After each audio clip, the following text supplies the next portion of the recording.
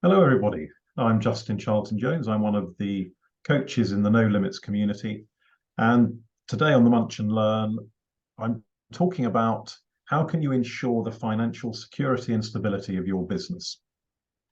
Now, a lot of people here talk about financial stability, but do you actually know what it means? And more importantly, how can you ensure the stability of your own business? In general, a financially stable business is one which can survive a significant financial impact. So, for example, most businesses have, if we follow the old 80-20 rule, most businesses have one or two large customers who contribute a disproportionately large amount of revenue into the business. Could your business survive the loss of a significant customer like that?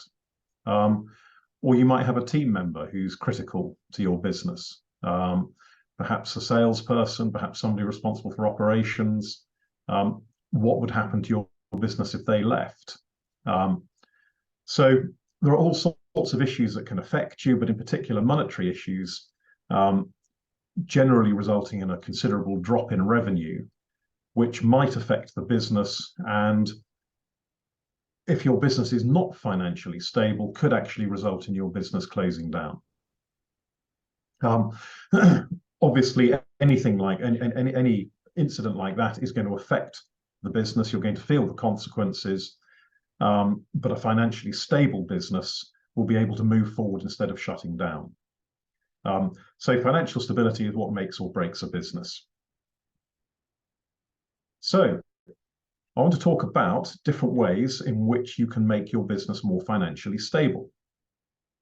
So the first area is actually not related directly to your finances. Indirectly it is, which is about your customer relationships. So one way to ensure that your business remains stable, to ensure that you can survive the ups and downs of financial difficulties, is to have a loyal customer base. So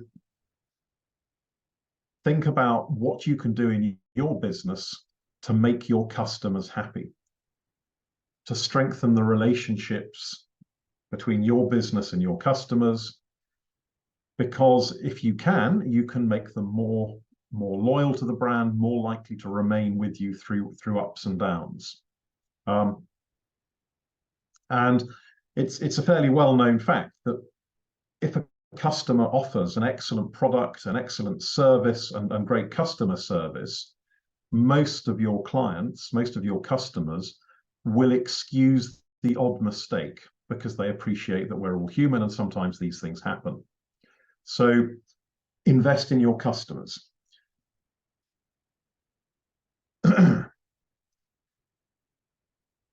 There are other things that you can do that will help with your financial stability, which can also help support customers as well. So very often, we have customers that provide us with recurring revenue.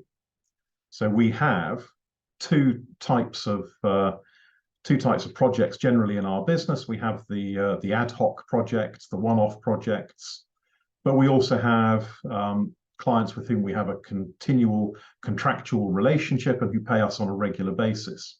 And this might sound counterintuitive, but most customers who pay you on a regular basis would actually prefer you to take the money from their account than they have to remember to send you a payment every month or however often it is.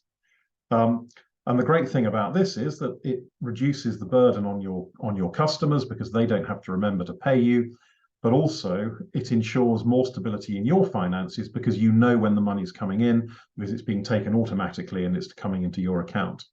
So think about something like recurring payments. It makes it easier for your customers, but it also guarantees you'll collect your recurring revenue when you want it in your monthly cash flow cycle. So, financial stability. apart from keeping your customers happy so that they stay with you, let's think more about the financial side of the business. How many of you are familiar with your debtors and creditors? Do you know how much money you currently have outstanding, owed to you right now? And do you know how much money you owe out of the business? If you don't know who owes you money and you don't know when it's due, first of all, you can't maintain a cash flow forecast, but secondly, you can't chase it. And it might only be when you get around to reconciling your finances on a regular basis that you actually realize that you've got money that's owing to you. So stay on top of debtors and creditors. Most people have got accounting software these days, which makes this issue much easier. On most of these, you can set up automated reminders. Now, they don't guarantee that the customer is going to pay you straight away, but they help. And the other thing you might want to do, if you have some customers who are difficult, or if, for example, you have customers who owe you large amounts of money or on a regular basis, is think about offering an incentive, something that you can do that will encourage them to pay you on time. So, for example, you could offer a discount for your customers if they pay before the due date on the invoice. So think about whether you want to offer a 2% discount. That may not sound like much, but on a regular basis, it adds up to quite a lot of money. If you do decide to offer a discount, then do make sure that the terms and and what the discount is and how it works is very clear, so that you can avoid confusion with your customers. But these are all basically ideas to make your invoicing as straightforward as possible and to increase your chances of getting paid more quickly. So, thinking about financial stability, how can you possibly understand whether your business is financially stable if you don't have all your financial records up to date, in order, and readily accessible?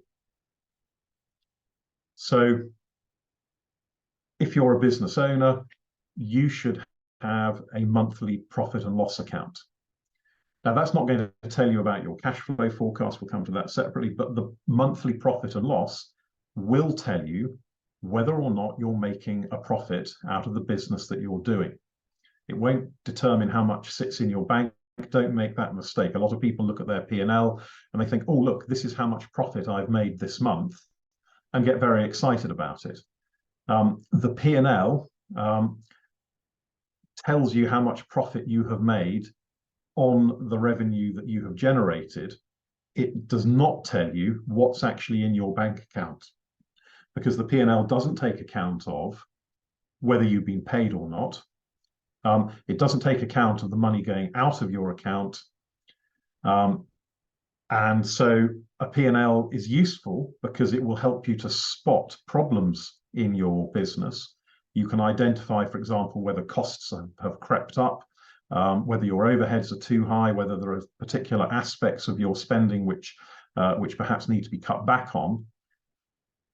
But it doesn't tell you how much money is in the account. So you need accurate financial records. So you need a P&L because you can't monitor whether you're making money in the first place. You can't monitor your expenses, whether your costs are creeping up. But you also need your cash flow forecast. You also need, as we've just mentioned, to understand your creditors and your debtors. And you need to keep looking at the bank account. So, and also, of course, you need to understand your tax liabilities.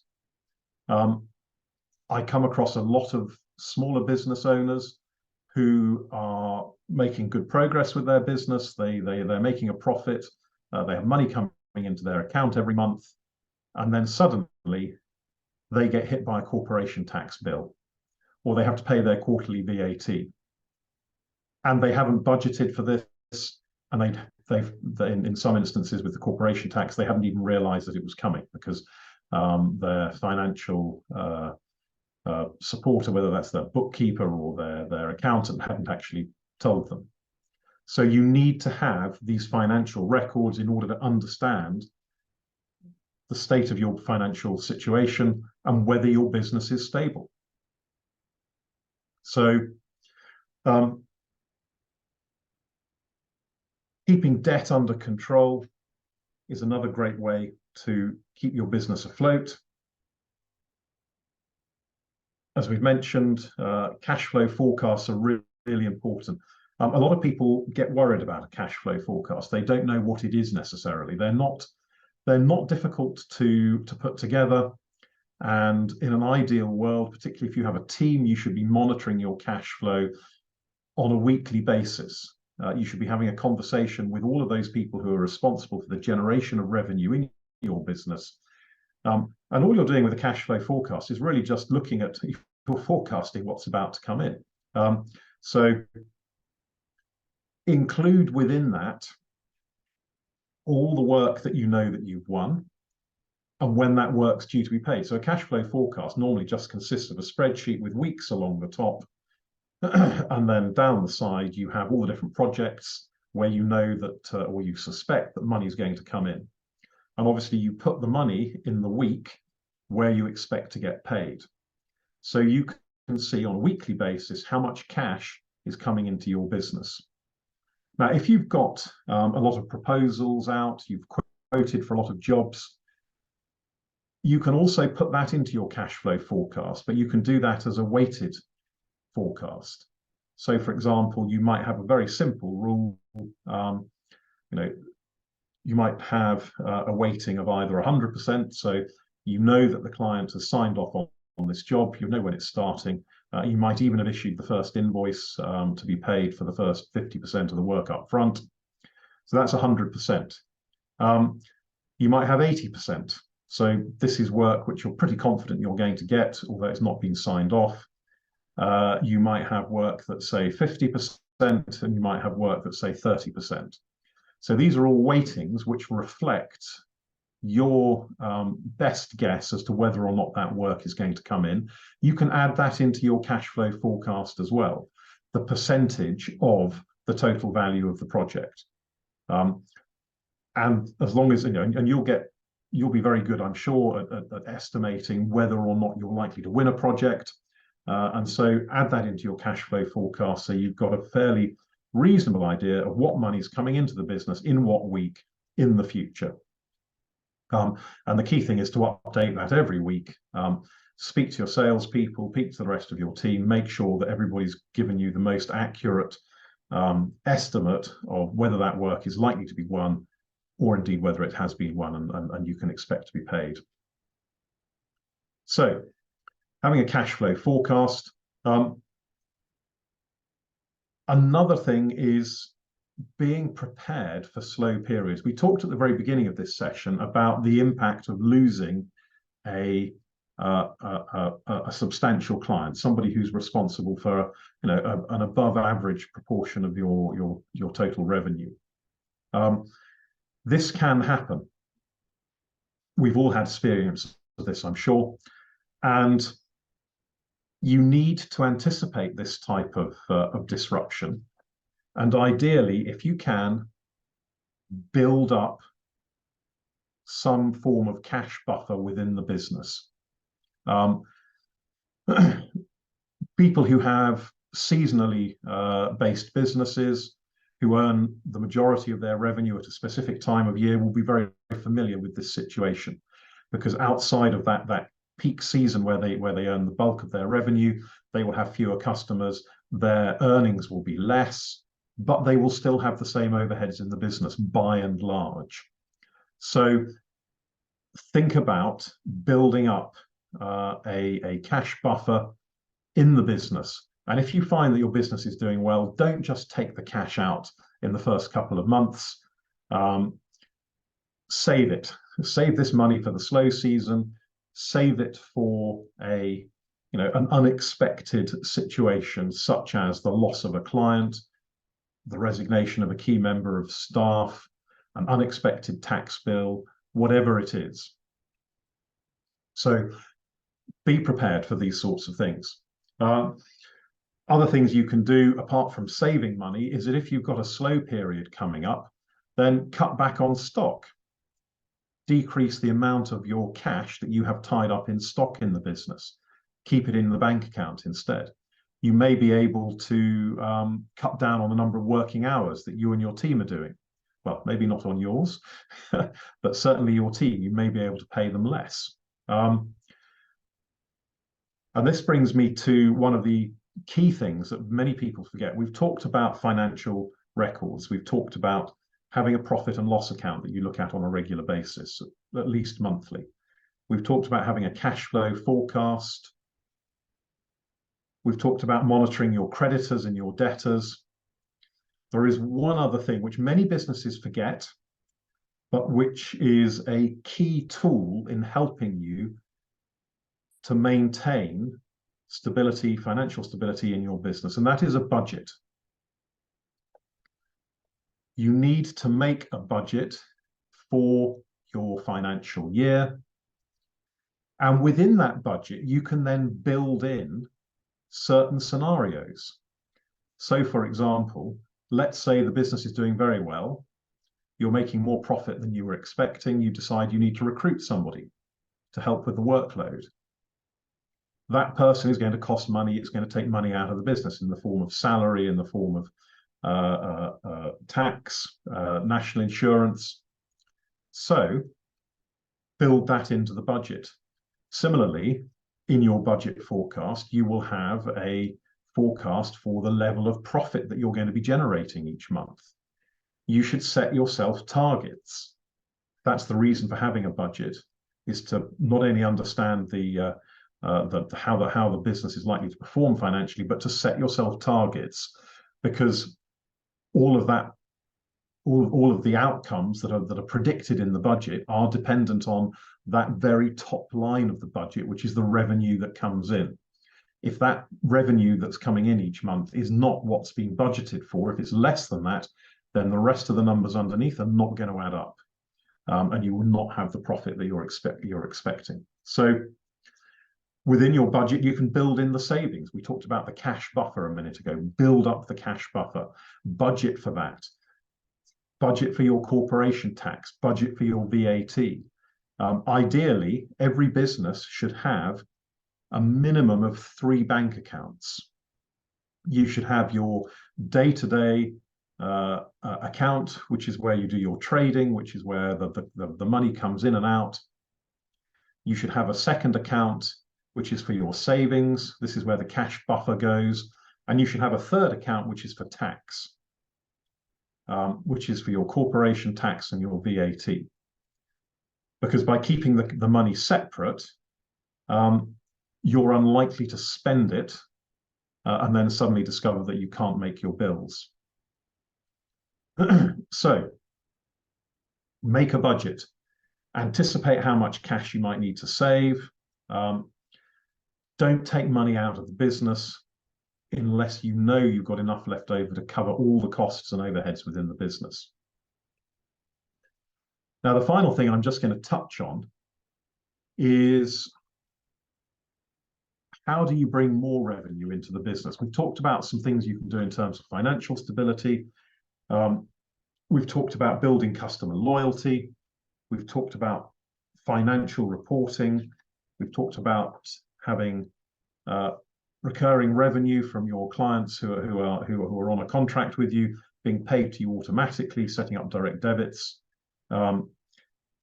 We've talked about the financial records you need to have, building up cash reserves. But there's one final aspect to all of this, which is, how do you just bring in more money in the first place? Because a lot of people might say, well, the simplest way to ensure financial stability in my business is to just make sure that I've got a lot of cash coming in. And certainly that is one way to do it. But how do you do that? Now, those of you who have worked with an action coach will be familiar with what we call the 5 ways. If you haven't worked with a coach before, if you haven't been to one of the seminars or webinars that we run, you may not have come across this concept. When I talk to clients, or I talk to prospective clients, or indeed any business owner, and they say, "Oh, I need more money in my business. I need more revenue coming in. I need more profit on the bottom line." I might say to them, "Well, how are you going to do that?" And usually they will say, "Well, we need more sales," which is true. You do need more sales, but it's not a very specific way of understanding what you can do.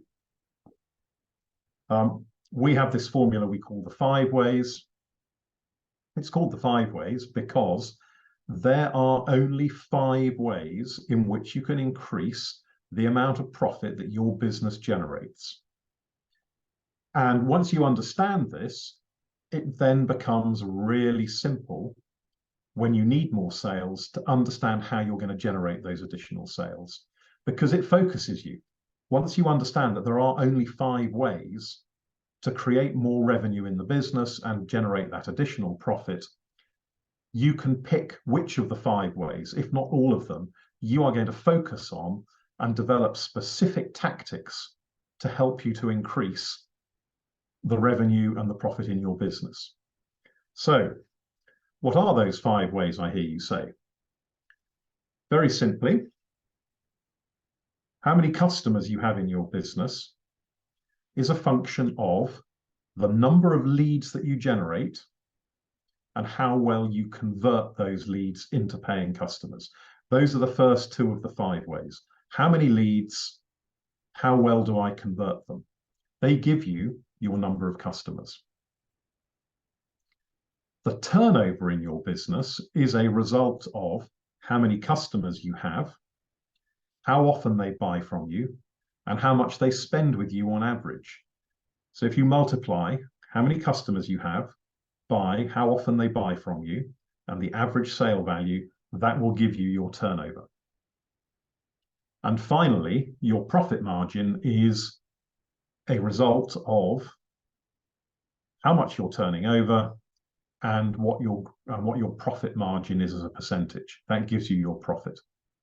So those are the 5 ways that you can increase the profit in your business. You can grow the number of leads or prospects. You can increase the conversion rate. You can increase the number of transactions. You can increase the average sale value, and you can increase your profit margin. So which of those 5 are you going to focus on in order to create more cash, more profit in your business, and ultimately maintain the financial stability that you're looking for? If you speak to any one of your coaches, they will be able to send you a copy of our 5 ways leverage chart, which has got on it a description of that formula I've just described to you. But more importantly, it's got about 400 different strategies across those 5 areas that can be applied to a business. Now, not every one of them applies to every type of business, but there are about 400 strategies on there. And I'm sure that if you spent 10 minutes looking at this, you would be able to identify 1 or 2 strategies that you could apply to each of those 5 areas to generate more leads, increase the conversion rate, increase the number of transactions, increase the average sale value, or increase your profit margin. And if you want to know more about this, as I said, get in touch with one of the coaches in the No Limits community. They would all be very happy to talk to you about the 5 ways. There's one other thing I should tell you if you are unfamiliar with the 5 ways, which is that if you can increase each of those 5 areas I've just described to you by 10%, so you can generate a 10% improvement in how many leads are coming in, how well you convert them, a 10% uplift in the number of transactions and the average sale value, and you can increase your margin by 10%. This is 10%, not 10 percentage points. So this should not be too difficult. If each of those grow by 10%, then your profit will grow by 61%. And what would you do with an extra 61% in your business? So, thinking about financial stability again, let me just summarize for you. Financial stability is the ability of your business to withstand a severe financial shock, which could result from a drop in sales, perhaps resulting from the loss of a significant customer. It could result in the loss of a team member. It could result in bad debt. Sorry, it could be a consequence of bad debt. The point is, you need to be confident that if one of these things, or indeed something else we haven't predicted or foreseen, happens to your business, it's not going to break it. You're not going to be made bankrupt. So think about building customer loyalty. The more loyal your customers are, then the less likely it is that you're going to have financial shocks in terms of your revenue. Think about how you collect your payments. Stay on top of your debtors and your creditors. Make sure you know what invoices are outstanding, what's coming in, what's going out. Put a cash flow forecast together. Maintain good financial records. You need to have a profit and loss on a monthly basis. You need to be monitoring your debtors and creditors. You need to have a budget. And you need to have a cash flow forecast. If you have these things, you will never be surprised financially, unless it's the resignation of an account or a key team member. Build up a financial buffer. So be prepared for slow periods, be prepared for that drop in income by not just taking the profit out of the business, but actually creating a financial buffer. And remember, you need to have 3 bank accounts in your business. You need your day-to-day trading account, you need your cash reserve account, and you need your tax account, which is where you put the money to pay your corporation tax and your VAT, which is not difficult. You know what your revenue is, you know what 20% of your revenue is, you just put 20% in for VAT. Once you know what your profit is, you put about 30% of that in to pay your corporation tax. So, and then finally, make sure that you have that consistent cash flow coming into your business by focusing on how you can generate more revenue and increase the level of profit within the business. And we do that by focusing on the 5 ways. So that's how many leads we have coming in, how well we convert them, how many times our customers buy from us, how much they spend on average, and what our profit margin is. And just remember, don't forget to keep an eye on your profit margin. Don't forget to keep an eye on your prices. A lot of businesses are reluctant to increase their prices, particularly in adverse economic situations. People feel that perhaps their customers might not be able to withstand a price increase, and they keep putting them off. I've spoken to some businesses in the past who hadn't put their prices up for 5 or 6 years. That's just madness, because with inflation, even if it's only running at 2 or 3%, over 5 years, that could be somewhere between a 10 to 15% increase in your costs, and you're not passing that on to your customers. So keep an eye on your prices. Just putting them up by 2 or 3% is obviously going to grow your profit margin. And it's one of the simplest ways to have an immediate impact on your profit margin. So I hope that's useful. I hope you've got some ideas there about financial stability. And if you have any questions about this, if this is a topic you'd like some help with, then as I said before, please get in touch with one of the coaches from the No Limits community, and we'd be delighted to talk to you.